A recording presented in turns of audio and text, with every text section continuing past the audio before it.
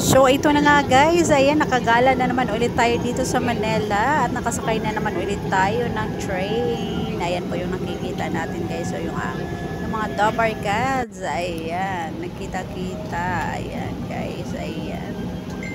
Ayan, napaka-nice ng ating view. Ayan guys, oh, kung makikita nyo po sa MRT, napakadami pong tao guys. Ayan, siksikan. Ayan po. Ang kagandahan lang sumakay dito sa MRT guys is ay walang traffic, malangga, hindi katulad sa bus. Pag sumakay tayo sa bus, ayan po. Sobrang traffic guys. Ayan, sobrang traffic. Ayan, pagpapawisan ka na, ayan, maano ka pa, ayan. Unlike sa train, pag sinakyan mo guys, kahit na, ayan, siksikan mo yan siya, kailangan pupuntahan, ayan, musical video pasok po ni Pagneso po earphone para po dinadamastor po yung kapal ating basen.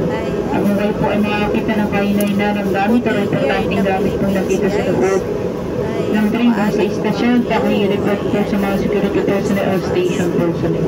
Maraming salamat na bandang hapon next station, the DL station, walang pintuan po bukas, magpapindahan sa station. Maraming salamat. That's it for today guys.